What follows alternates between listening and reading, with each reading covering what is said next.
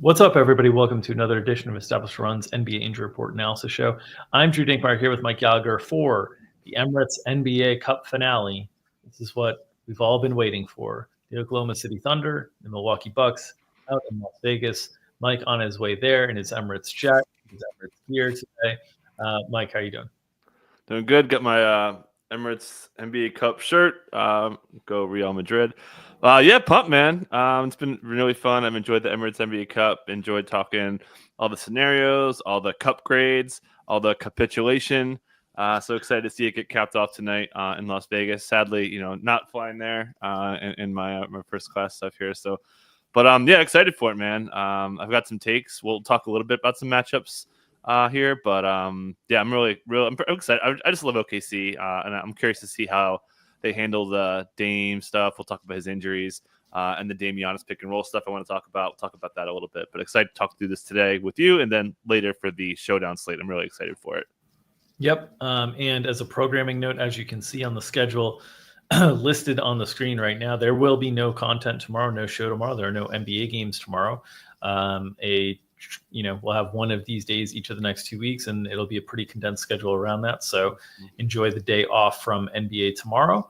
But let's get into it tonight. From an injury perspective, let's start with the Milwaukee Bucks, where Giannis Antetokounmpo is listed probable with the right patella tendinopathy. Damian Lillard listed probable with a right calf contusion. Chris Middleton listed probable with a non-COVID illness. What are your expectations on sort of the big three here and how much these injuries could potentially impact the Bucks tonight? So let's go from least concerning to most concerning. The least concerning is Giannis. He's been listed with this pretty much all season. He's good to go. I don't really have any concerns. He's going to be limited. We'll see how much he can play. Played 38 minutes over the weekend. He played 41 minutes last year in the quarterfinal cup when they lost to the Pacers. So I feel pretty good about Giannis's offensive role. Probably seeing J-Dub on him, I think. And then it could be Dort. I think Dort's going to guard Damian Lillard, which brings me to my second most concerning issue. It's Damian Lillard's calf. Now, he didn't practice yesterday. He said he's going to play. But there's some concern here. And just to go through some of the history on this right calf, they're calling it a contusion. He played through this injury over the weekend. So he had this injury last year in November. He had it back in the 2022-23 season when the Blazers were tanking. He had a little bit of that to close the year. They shut him down for it. And then also earlier this year, where that injury stemmed from was October, November, and December. He had a couple different right calf issues. And he had another one in 2018, all right calf stuff. So he's got a pretty big history here of right calf issues that has me a little bit concerned. Again, he's going to play. But considering the matchup, which is legit the worst he may have ever seen in his NBA career, with the way he's such a pick and roll heavy player, and OKC is like ungodly good at this stuff. So I've got a little bit of concern on Damian Lillard. Again, he's going to play, but I'm worried about his performance overall. Chris Middleton, illness, didn't practice. He's probable. The Bucks with the probable tag, right? So, I mean, he's probably going to play, right? But, like, I don't know, man. At least, I mean, how many illnesses have been – look at Chris Dunn, right? He gets popped up with an illness out of nowhere. Najee Marshall, Franz Wagner taking like a week and a half to get right. Like illnesses have been affecting players for a really long period of time. So I'm a little bit concerned if he could kind of play full minutes, how it's going to affect him, all that stuff. Again, he's probable. We'll see. They're in Vegas, so we don't have shoot around stuff yet. Maybe we get more information there. But yeah, that's kind of where we're at here. But expecting them all to play, expecting Andre Jackson to start, get the Shai Gilgeous-Alexander matchup. I still think Middleton off the bench. Wouldn't be shocked, though, if they pulled Taurean Prince out and put him in there as well. And then the other note, too, is how much do these bigs overlap? We know teams don't like to play big against OKC because of the way they could swarm you and all that good stuff. And, I just think they're going to control the pace. So how many minutes of overlap do we get between Brook and Bobby? Another question. But yeah, expecting these guys all to play, just a matter of how much Dames can be affected. And, Middleton's illness is going to make him close to 100%. Yeah, some of the concerns on playing two bigs against OKC, you mentioned the swarming defense there. That is alleviated a little bit by the fact that both of these bigs can spread out to the three-point line and kind of spread out the defense and shoot. And thus, you're not really swarming those guys at that point. It's more kind of on the interior. And additionally, I think one of the challenges that Milwaukee potentially will have is, offensively, if they're going to play an Andre Jackson Jr., a Taurean Prince, those players are going to need to make shots. We know with OKC's defense, they're going to help heavily off of they help heavily off PJ Washington, a pretty decent shooter. So someone like Andre Jackson, who's really struggled to pull the trigger on shots, if he's going to stay out on the floor, he's going to have to take and make shots, would be my guess. The challenge for Milwaukee, of course, is if they're unable to keep Andre Jackson on the floor offensively, is defensively. That's a real big issue for them in terms of having one-on-one isolation guard level defenders for Shai Gilgeous-Alexander, for J-Dub, so on and so forth. So I wouldn't be surprised if you see Milwaukee kind of lean into their best offensive lineups and then try to play like a zone defense behind it on the other end of the floor as a way to try to get the best of both worlds. I think they'll start the way that they've been starting of late. But I think Andre Jackson is going to be tested pretty early in terms of being left wide open. Are you going to take the shot? Are you going to make the shot? Because if you don't take those shots, it can really stall the offense out and get you back into kind of later clock restarting of the offense if a guy doesn't take an open shot. And that stuff is death against OKC because they're just so good on individual defense. So that's my concern. If I was, looking at things from Doc's perspective, I'd be thinking about trying to get the double big overlap in there, trying to just get my best players on the floor, try to just control the rebounding game as much as possible and create extra possessions that way.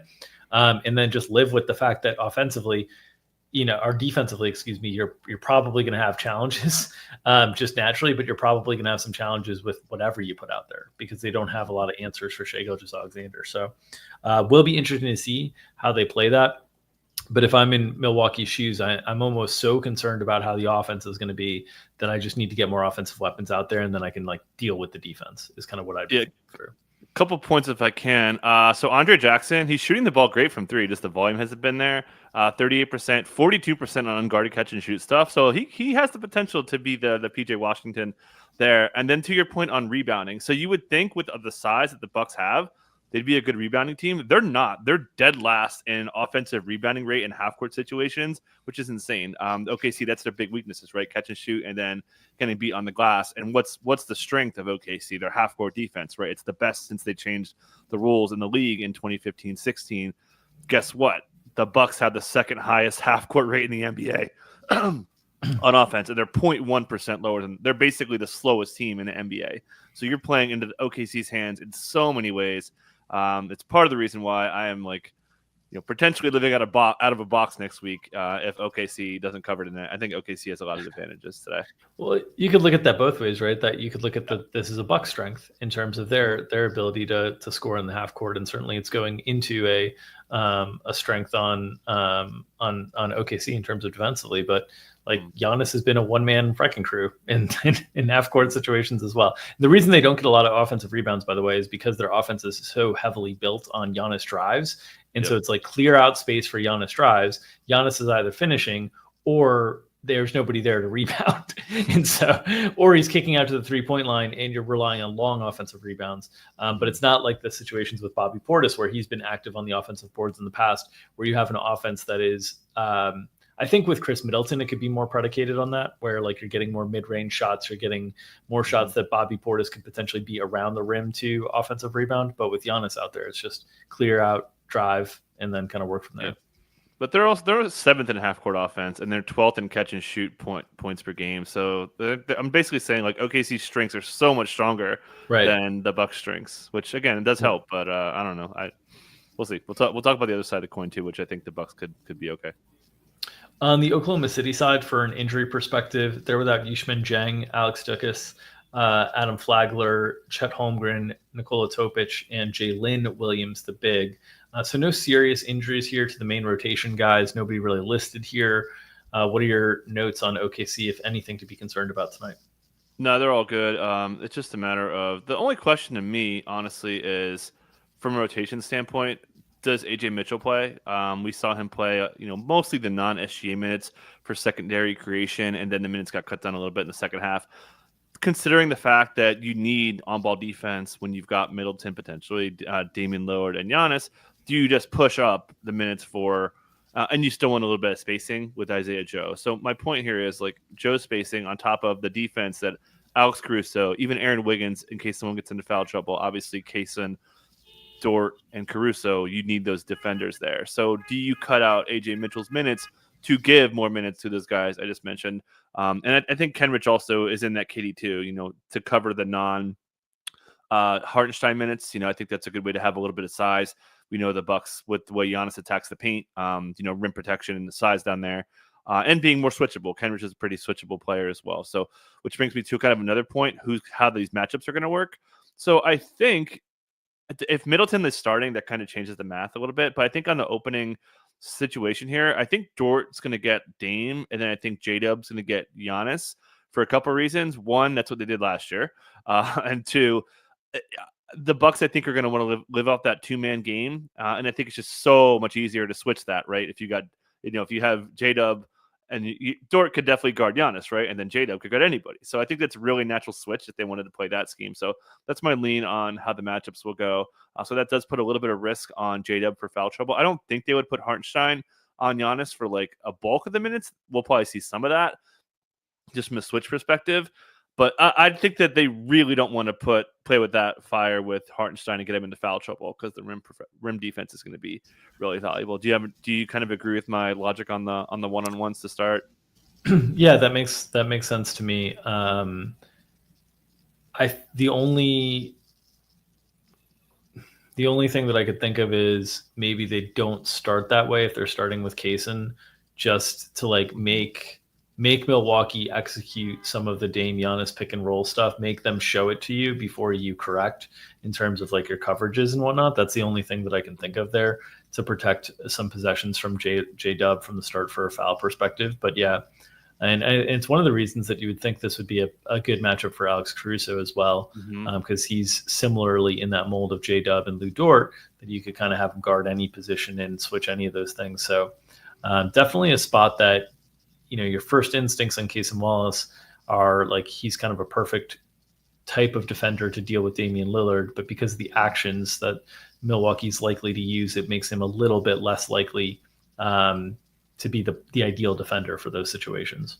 Mm-hmm. And I could see that flipping when they bring Middleton in the mix. That's more natural, right? Kaysen on Dame, Dort on Middleton. Yeah. And then and you can even flip that, put J-Dub on if they wanted to kind of keep J-Dub's secondary offensive role more secure and avoid foul trouble. So they've got so many. They're so deep in on-ball defense. It's just, this team's insane. Yeah, and in some ways I wish that Chet was available so we could see if they chose to go with the double big lineups in these matchups against a really big Milwaukee team.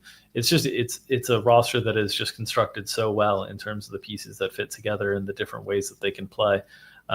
Just such an impressive roster build by Sam Presti in the Thunder organization. The other note that I had here for the Thunder is they do have some schedule quirks here. Yeah. Nobody plays tomorrow, but then they play a back-to-back on Thursday and Friday, the Florida swing back-to-back. That's a pretty, long travel from Vegas to Orlando and then Miami in the back-to-back. I don't think it impacts any sort of decision-making here on the OKC Thunder in terms of how they approach this game.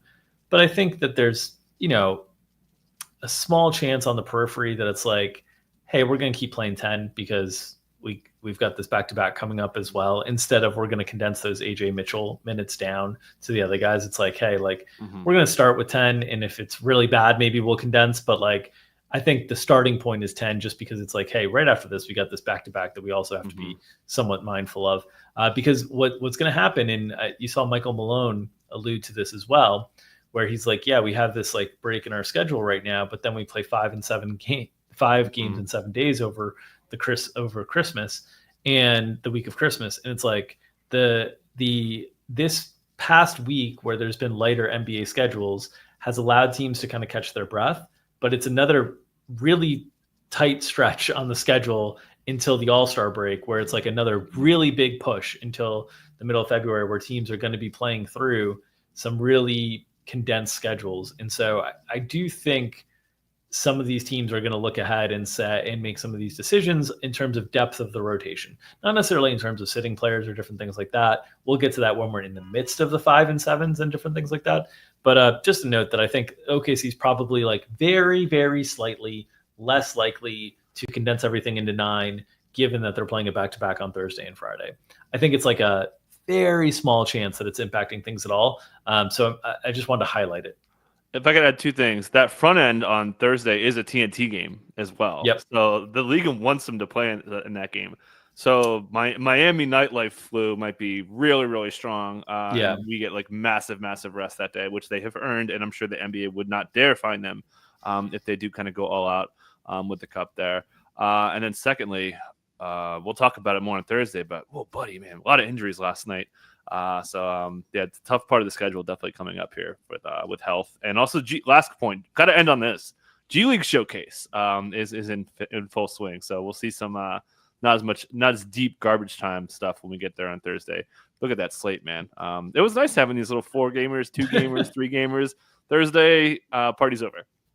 Yeah, there's not many if you look through the calendar until, as I was trying to find a spot, some friend of the program asked me to hop on their podcast in the next month, and I was like going through the schedule trying to find a day. There's a couple lighter Fridays. There's not many 2-game, 1-game slates from here on out. It's a lot of 8s, 9s, 10s from here on out. So it'll be a lot of basketball coming forward as we push towards kind of the All-Star break. So we'll get next week, Tuesday, Christmas Eve off. And then after that, it's kind of. If I can interject really quick, how about no NBA Cup finalists on Christmas Day? How about that? That's crazy. Yeah, and I think a lot of people highlighted the lack of OKC on Christmas Day when the season started, and the lack of Giannis Antetokounmpo on Christmas Day, which has become a staple in recent years as well. Good news, instead, we get maybe a Joel Embiid less Philadelphia 76ers, which who could have possibly seen that coming? So yeah. All right. That will do it for the Emirates NBA Cup Injury Report edition of Established Run's NBA Injury Report analysis show. As always, if you're interested in contributing or interested in checking out our premium content, you can go to establishedrun.com/subscribe-MBA for more details on our premium product offerings. Will note that the DFS side of things, we typically run sales next week around the Christmas slate. So be on the lookout for those. We'll keep you updated as information on those comes out. If you're uninterested in joining us along for the premium ride, that's cool too. The best way to support our free content here is subscribing to this YouTube channel. You can hit the bell and get notifications whenever new content is posted, like these shows or our podcast, video editions of the podcast. And you can also consider promoting this content, this individual piece of content, by smashing that like button. That helps feed the algorithm, which helps feed our families and allows us to feed you the NBA injury information analysis you need each and every day to set your season-long lineups, your DFS lineups, and make your spread bets and your prop bets. So smash that like button, feed that algorithm. Nom, nom, nom, nom, nom. We'll see you on Thursday. No NBA games tomorrow means no show from us. So we'll be back on Thursday with a wild 13-game slate. Enjoy the Emirates NBA Cup final tonight. Take care.